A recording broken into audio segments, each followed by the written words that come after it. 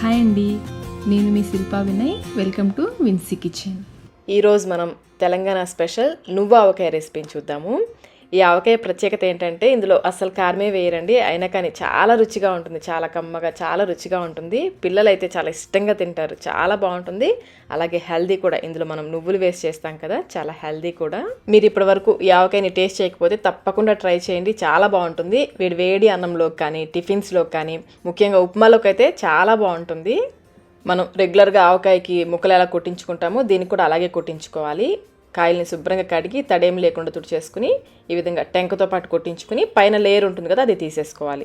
ముక్కల్ని శుభ్రంగా తుడిచేసి ఒక అరగంట పాటు ఫ్యాన్ గాలికి ఆరనివ్వాలి. ఇప్పుడు మనం ఒకసారి ముక్కల్ని కొలుచుకుందాము. నేను 400 గ్రాముల ముక్కలు తీసుకున్నాను. కప్ మెజర్మెంట్లో అయితే నాకు 4 కప్పుల ముక్కలు వచ్చాయి. తల కొట్టి తీసుకోవాలి, నిండుగా పై వరకు కాకుండా చూడండి ఈ విధంగా తల కొట్టి తీసుకోవాలి. ప్రతి ముక్కకి టెంక ఉండేలాగా చూసుకోవాలి. మొత్తం 4 కప్పుల ముక్కలు వచ్చాయి. వెయిట్లో వచ్చేసి 400 గ్రాములు, 400 గ్రామ్స్ ముక్కలు. మనం తీసుకున్న ఈ 400 గ్రాముల ముక్కలకి 200 గ్రాముల నువ్వులు తీసుకోవాలి. కప్ మెజర్మెంట్లో అయితే 1.5 కప్ వేసుకోవాలి. లో ఫ్లేమ్లో మాడిపోకుండా కలుపుకుంటూ ఇవి చిటపట్లాడేంత వరకు వేయించుకోవాలి. మనం మామిడికాయ ముక్కలు ఎంత తీసుకుంటామో, ఎంత వెయిట్ తీసుకుంటామో దాంట్లో సగం వెయిట్కి నువ్వులు తీసుకోవాలి. కేజీ ముక్కలు తీసుకుంటే అర కేజీ నువ్వులు వేసుకోవాలి. మనం 400 గ్రాముల ముక్కలు తీసుకున్నాం కదా, 200 గ్రాముల నువ్వులు అయితే సరిపోతాయి. నువ్వులు చక్కగా వేగిపోయాయి. ఇప్పుడు వీటిని ఒక ప్లేట్లోకి తీసేసుకుని పూర్తిగా చల్లారనివ్వాలి. స్టవ్ పైన మళ్ళీ ప్యాన్ పెట్టేసుకుని ఇందులో 1 కప్పు, మనం ముక్కలు కొలుచుకున్న కప్పుతో 1 కప్పు నువ్వుల నూనె కానీ పల్లి నూనె కానీ వేసుకోవచ్చు. మీకు అందుబాటులో ఉంటే నువ్వుల నూనె వేసుకోండి, మీకు నువ్వుల నూనె దొరకకపోతే పల్లి నూనె వేసుకోవచ్చు. లో ఫ్లేమ్లో ఈ నూనెని బాగా కాగనివ్వాలి.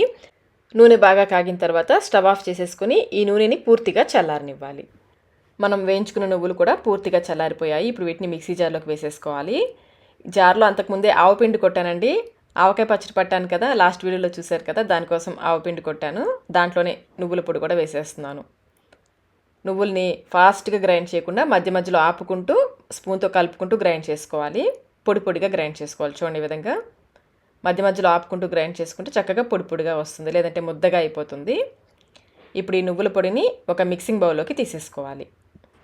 ఇందులోనే 1/2 కప్పు ఆవు పిండి, పచ్చి ఆవాలని మెత్తగా పొడి చేసుకుని వేసుకోవాలి. వెయిట్లో వచ్చేసి 20 గ్రాముల ఆవపిండి. అలాగే 1/2 కప్పు కల్లుప్పుని పొడి చేసుకొని వేసుకోవాలి. సాల్ట్ కాదండి, కల్లుప్పుని మాత్రమే పొడి చేసుకొని వేసుకోవాలి. ఎండలో ఎండపెట్టుకున్న కల్లుప్పుని పొడి చేసుకొని వేసుకోవాలి. వెయిట్లో వచ్చేసి 30 గ్రాముల కల్లుప్పు పొడి. అలాగే 1 టీ స్పూన్ వేయించిన మెంతుల పొడి, 1/2 టీ స్పూన్ పసుపు, అలాగే 1/2 కప్పు వెల్లుల్లి రెబ్బలు. మీరు కొంచెం ఎక్కువైనా తక్కువైనా వేసుకోవచ్చు. నేనైతే 1/2 కప్పు ఒలిచిన వెల్లుల్లి రెబ్బలు వేస్తున్నాను. అంతా ఒకసారి బాగా కలిసేలాగా కలుపుకోవాలి. ఈ ఆవకాయలో కారం వేరండి, కమ్మదనం అంతా కూడా ఈ నువ్వు పొడితోనే వస్తుంది.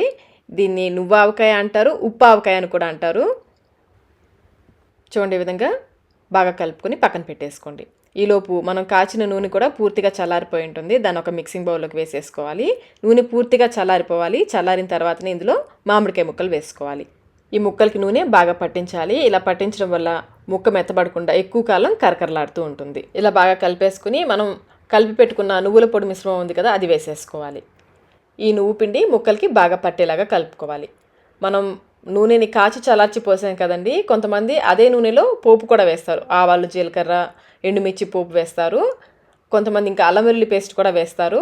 నాకు అల్లం వెల్లుల్లి పేస్ట్ వేసిన దానికంటే కూడా, నేను అది కూడా టేస్ట్ చేశాను, దానికంటే కూడా నాకు ఇదే బాగా నచ్చింది. అలాగే ఇందులో కారం వేసి కూడా చేస్తారండి. ఆ రెసిపీ కూడా మీతో మరొకసారి షేర్ చేసుకుంటాను. ఇలా బాగా కలిపేసుకొని పచ్చడిని ఒక 3 రోజుల పాటు బాగా ఊరనివ్వాలి. పచ్చడిని గ్లాస్ జార్లో కానీ, జాడీలో కానీ, లేదంటే ఏదైనా స్టీల్ డబ్బాలో కానీ పెట్టేసుకుని 3 రోజుల పాటు బాగా ఊరనివ్వాలి. ఇప్పుడు పల్చగా ఉంది కదా పచ్చడి, 3 రోజుల తర్వాత చూస్తే బాగా ఊరి చిక్కబడుతుంది. చూడండి 3 రోజుల తర్వాత ఎలా ఉందో పచ్చడి.